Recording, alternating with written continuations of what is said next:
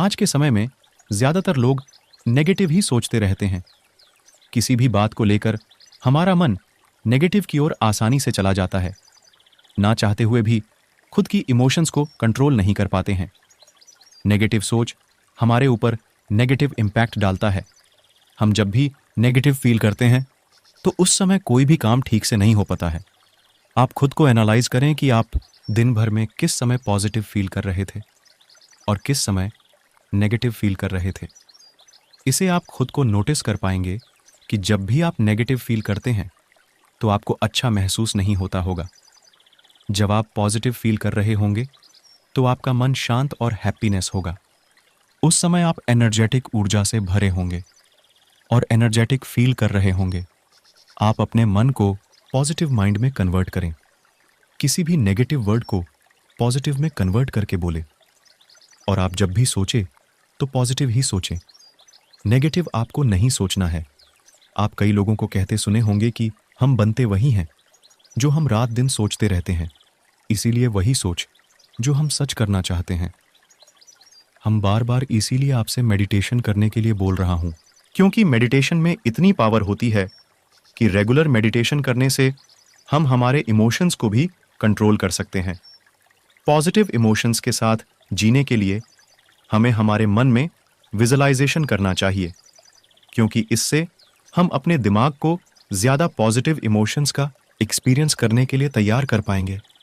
और हमारी positive thinking हमारे लाइफ को किस तरह इफ़ेक्ट करती है, ये मैं आपको एक एग्जाम्पल से समझाता हूँ। एक राजा के राज्य में कहीं कोई प्रॉब्लम नहीं थी। सब लोग खुश थे और ऊपर वाले को थैंक्स बोलते थे कि इतने अच्छे राजा हमने हमारी ज़िंदगी में नहीं देखी है। एक आंख और एक पैर नहीं है, लेकिन उसकी इस बात का कोई मलाल नहीं था, बल्कि वह राजाओं की फैमिली में पैदा हुआ। इसके लिए भगवान को थैंक्स बोलता है। राजा अपने महल की गैलरी में घूमकर अपनी फैमिली के पुराने राजाओं के पेंटिंग देख रहा था। सबके पेंटिंग शानदार थे।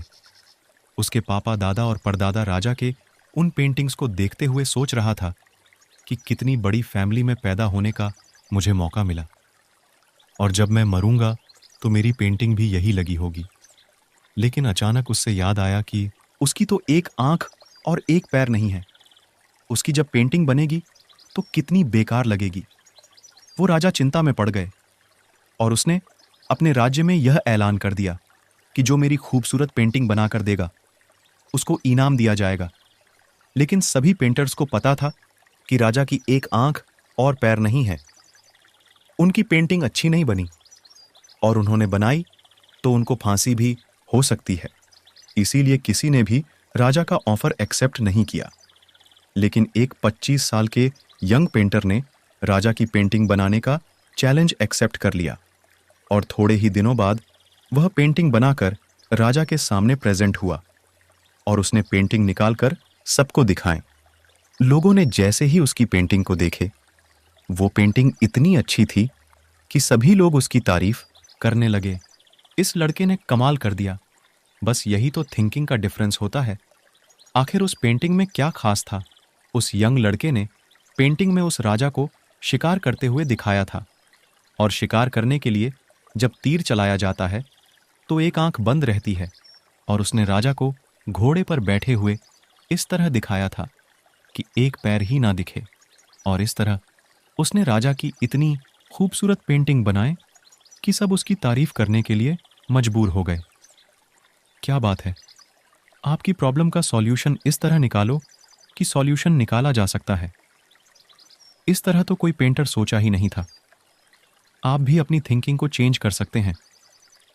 पहले तो आपको अपने पास्ट से बाहर निकलना होगा, क्योंकि जब तक आप अपने पास्ट की बैड मेमोरी को सोचते रहेंगे तब तक आप अपने फ्यूचर को नहीं देख पाएंगे। आपके साथ कितना ही गलत क्यों ना हुआ, लेकिन आपको अपने फ्यूचर को लेकर पॉजिटिव ही सोचना होगा, और आप देखेंगे कि आपकी लाइफ में पॉजिटिव चेंज आने स्टार्ट हो गए। क्योंकि हमारी एनर्जी यूनिवर्स की एनर्जी के साथ कनेक्ट होता है। इसलिए जब हम पॉजिटिव सोचते हैं तो हमारे आसपास पॉजिटिव माहौल क्रिएट होता है, और नेगेटिव सोचते हैं तो हमारे साथ अक्सर गलत ही होता है। और दूसरी बात, आपको अपने इमोशंस पर कंट्रोल रखना होगा। हम जैसा सोचते हैं, जो बोलते हैं और जो करते हैं, वह सब हमारे इमोशन ही है।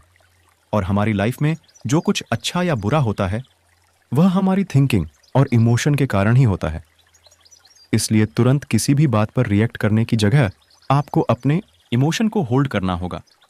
जैसे जब हम कहते हैं कि हो सकता है शायद अगर सब कुछ ठीक हो जाता, तो हमारे अंदर उस काम को लेकर डाउट रहता है और कॉन्फिडेंस नहीं रहता। लेकिन जब हम इन वर्ड को रिप्लेस करके उनकी जगह ऐसी शब्द का यूज़ करते हैं जो पॉजिटिविटी देते हैं, जैसे मैं करूँगा, मैं कर सकता हूँ, बिल्कुल बेशक, ज़रूर कर सकता हूँ, तो हम उस काम को लेकर कॉन्फिडेंट रहते हैं। इसी तरह पॉजिटिव वर्ड का यूज़ करके हम अपने इमोशंस को इन्फ्लुएंस कर सकते हैं। जो शब्द हम बोलते हैं वह यूनिवर्स में चले जाते हैं और ठीक वैसे ही सिचुएशन हमारी बन जाती है। इसलिए कभी खुद के लिए, अपने घर वालों के लिए, अपने रिश्तेदारों के लिए या किसी के लिए भी कभी गलत शब्द यूज़ नहीं करनी है। ना जाने किस समय यूनिवर्स हमारी सिचुएशन वैसी ही कर दे। कुछ गलत शब्द कभी कभी हम इंटेंशनली और अनइंटेंशनली बोल देते हैं और हमारी लाइफ भी ठीक वैसा ही होना स्टार्ट हो जाता है, क्योंकि शब्दों का भी अपना इम्पैक्ट होता है।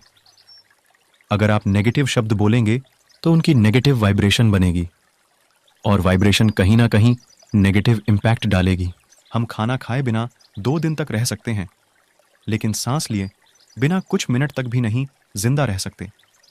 बहुत से लोग यह भी नहीं जानते कि ठीक से सांस कैसे ली जाए और इसीलिए वह नेगेटिव इमोशंस में फंस जाते हैं। सही तरीके से सांस लेने से हमें अलग अलग तरीके से फ़ायदा होता है और सांस को स्लो करके भी हम अपनी लाइफ की टेंशन को कम कर सकते हैं। हर मिनट में 8 बार सांस की साइकिल से राहत मिलती है और हमारी कंसंट्रेशन पावर इंक्रीज होती है।